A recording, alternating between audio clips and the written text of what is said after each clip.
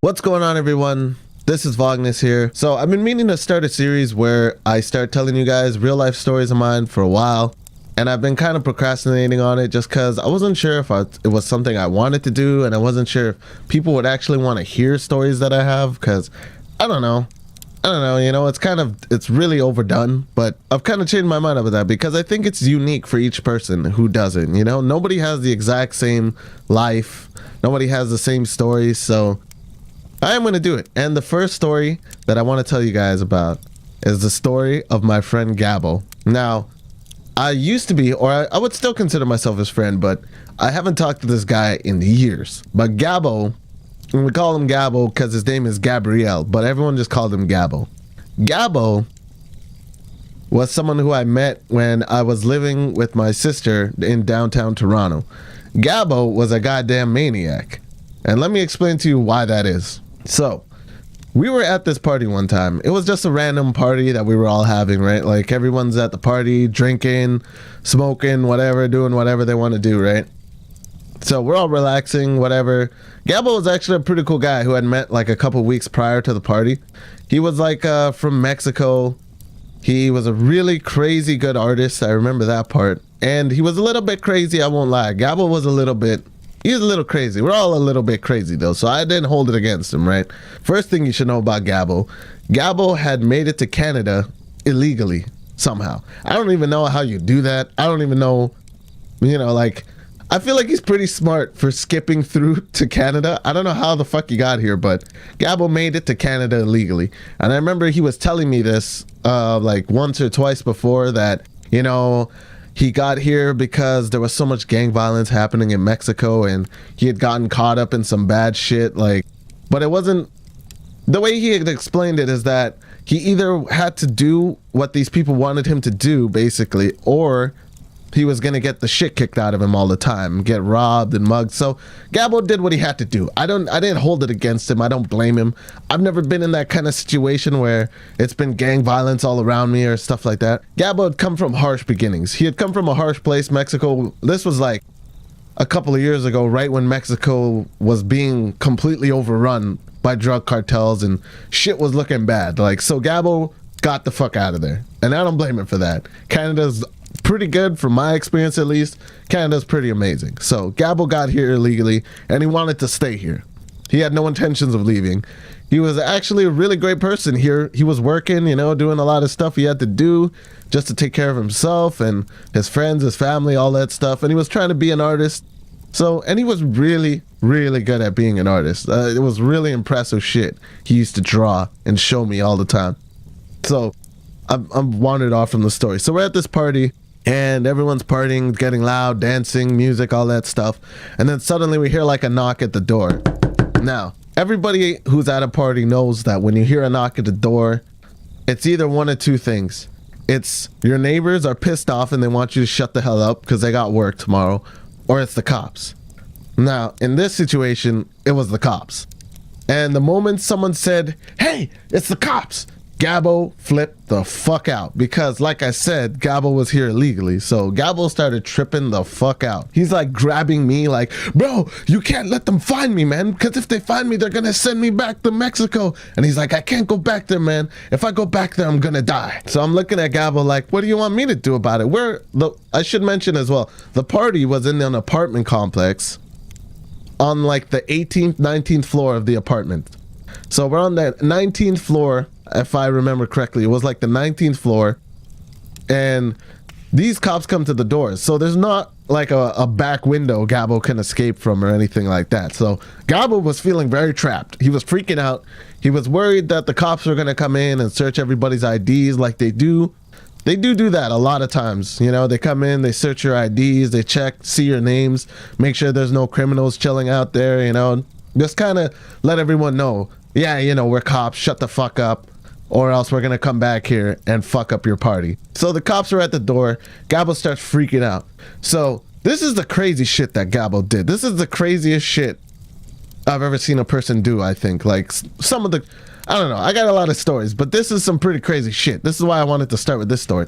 Gabbo runs to the balcony. And remember I said we're on the 19th floor. Gabbo runs to the fucking balcony.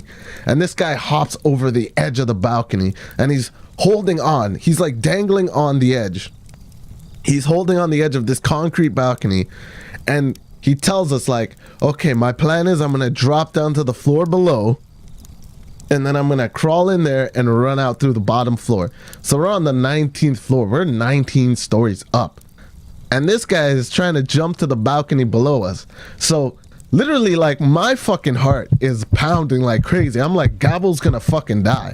Like Gabbo's gonna fall and smash his head into the ground. And then we're gonna have to deal with like, why didn't anyone stop him? Why this, that? You know, what were you doing with an illegal Mexican here? All kinds of fucked up shit I was pretty sure was gonna happen.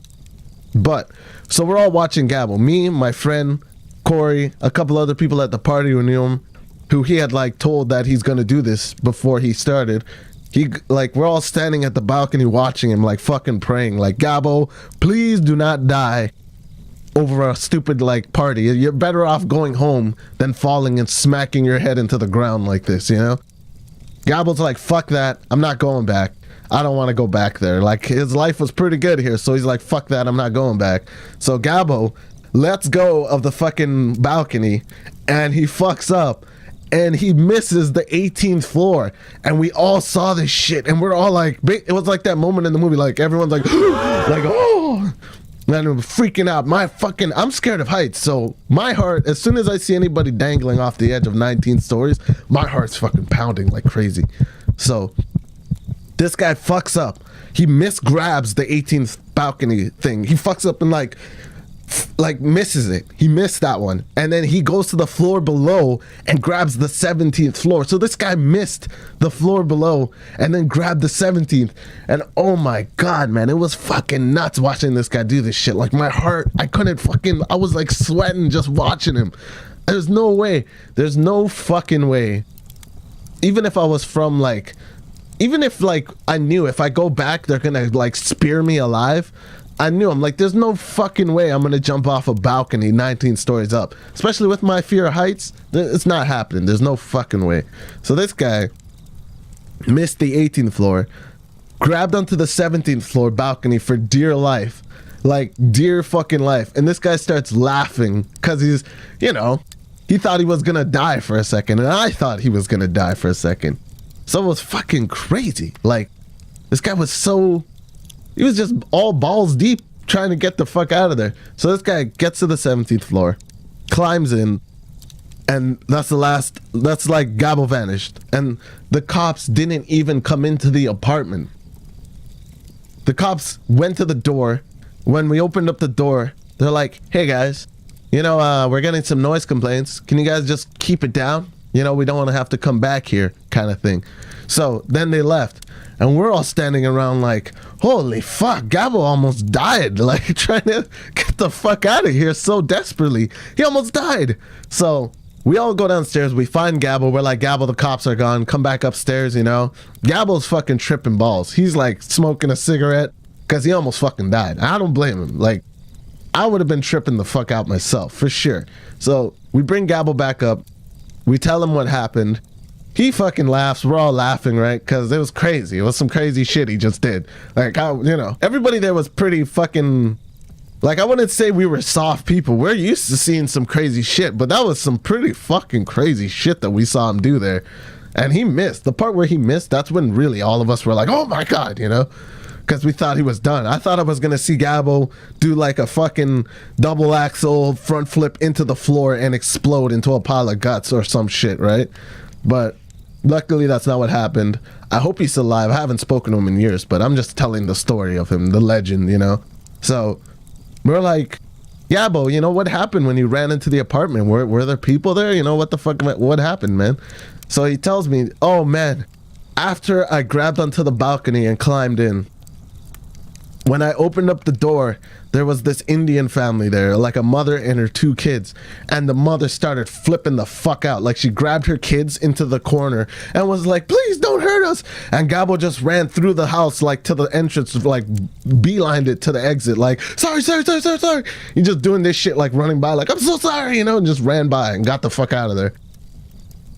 And that was like, it was funny, but at the same time, every time I think about it, I always remember that moment where he fucked up, and I'm like, that guy could have died there. Very easily, Gabbo could have died there.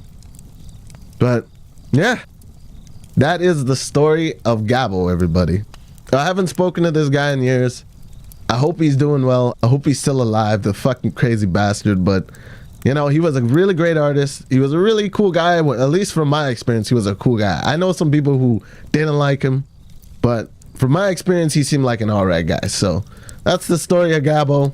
If you want to see me tell some more stories from my real life, be sure to drop a like on the video, leave a comment, let me know, or subscribe for more in the future. But until next time, everybody, take care of yourselves. All the best. The moral of the story is, don't be a Gabbo. Don't freak the fuck out for no reason. If he had just relaxed, the cops didn't even come into the place. He could have just been sitting there. They weren't going to just search him randomly. Or who knows? Maybe they would have saw he looked kind of Mexican and were like, we got to search that motherfucker because he might not be here legally. You know, so. But anyways, yeah, drop a like, drop a comment, subscribe for more in the future. And until next time, guys, take care. All the best. Love you all. Bye-bye. There's good reason for my glistening skin. Holy shit. And how I shine. Look at these eyes, man. And how my pores are so clean, clear. Fuck, this makes me feel so uncomfortable.